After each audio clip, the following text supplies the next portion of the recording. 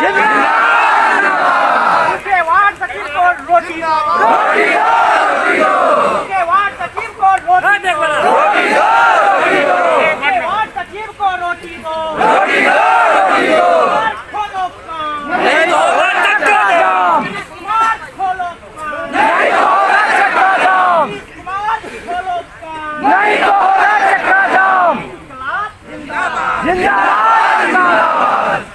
इनकलाब जिंदाबाद, इनकलाब जिंदाबाद।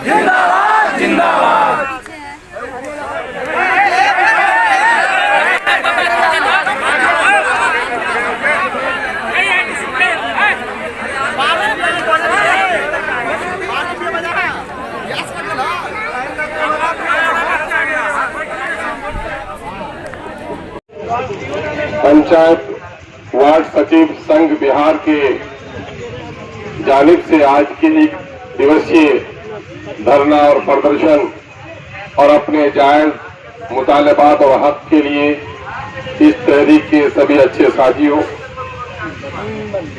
इस संघ के बहुत ही जिम्मेदार अध्यक्ष जनाब भाई कामदेव कुमार साहब, संघ के क्षेत्रीय पदाधिकारी भाई परमहंस कुमार रवि जी, अबू रेहान साहब, नीरज ओझा जी, राणा रंजीत जी, वाल्मीकि कुमार जी, हरिनंदन मिश्रा जी, इंदू देवी जी, नीतू सिंह, राजेंद्र यादव जी, परशुराम ताती जी, रविंद्र यादव जी और इस क्रांतिकारी सभा में मौजूद MIM के मेरे अच्छे साथी जनाबे भाई रुकनुद्दीन साहब MLA वायसी, वो जनाबे भाई अंजार नईमी साहब रुकन असेंबली सदस्य बिहार विधानसभा क्षेत्र बहादुरगंज। साथियों, आज आपको पता है कि आज अंतर्राष्ट्रीय महिला दिवस है। इस अवसर पर आपके मंच के माध्यम से मैं आपके संगठन से जुड़े तमाम तर महिलाओं को नहीं बल्कि पूरे संसार की महिलाओं को अपनी जानिब से मुबारकबाद देता हूं कि महिला सशक्तिकरण के मामले में हमें संकल्प लेना चाहिए। आप लोगों का यह प्रयास पिछले कई वर्षों से चल रहा है।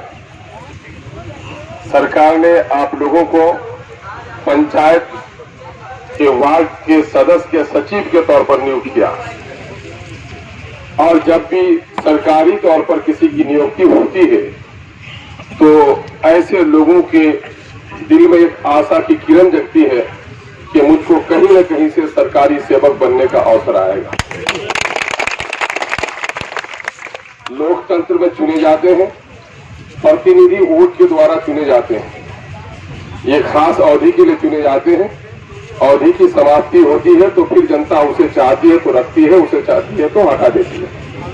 लेकिन आपकी नियुक्ति के सिलसिले में ऐसी कोई बात नहीं थी कि आपको अभी बहाल किया है कल हटा देंगे, बल्कि आपको विश्वास दिलाया गया कि वार्ड सदस्य तो हट जाएगा लेकिन वार्ड सचिव अपनी जगह पर खड़ा रहेगा।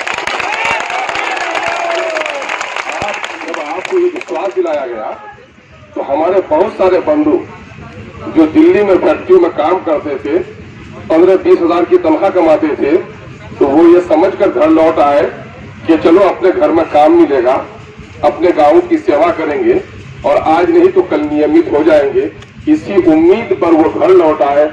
उनको घर में भी इज्जत नहीं मिली है, बाहर का भी काम छूट गया है। ये सरकार बहुत सारे ऐसे लोग, ये सरकार लोगों को विकास का झांसा देती है, इंसाफ के साथ तरक्की का दावा करती है। क्या यही इंसाफ है? जल का नल का काम, गांव में गली गली में चौकीदारों की तरह पहरेदारी का काम, गांव के विकास की साझेदारी का काम जिनसे लिया जाए और उनको मानदेय नहीं दिया जाए, उचित तनख्वाह देने के लिए कोई प्रयास नहीं किया जाए, तो मैं समझता हूं कि यह सरकार का धोखा ही नहीं बहुत बड़ा फ्रॉड है जिसको सरकार को खड़ा करना है। लोकतंत्र में यही बात थी कि लोगों के हाथों में अपनी सत्ता आएगी तो लोकहित के लिए निर्णय लिए जाएंगे।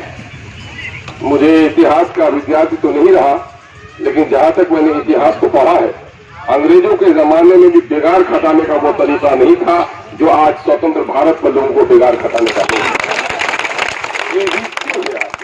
ये रीत क्यों है?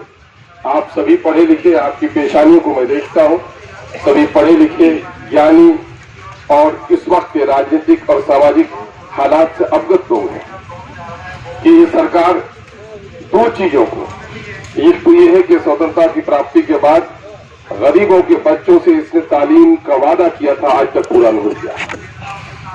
वोटों की कीमत समान की बात कही, चाहे राजा का बेटा हो या महतर की संतान, सबको मिलेगा अवसर एक समान। लेकिन अफसोस कि शहर के कुत्तों को तो दवा मिल पाई, गांव में तड़पने वाली माओं को दवा नहीं मिल पाई। आखिर कौन है इसका जिम्मेदार? यह हमें सोचना पड़ेगा, ये निर्णय लेने पड़ेंगे। धार्मिक उन्माद से गद्दी पर बैठने वाली सरकार, गैस की कीमत बढ़ी, पेट्रोलियम की कीमत बढ़ी, जीएसटी ने लोगों को बेरोजगार किया, नोटबंदी ने कारोबार चौपट किया और धार्मिक उन्माद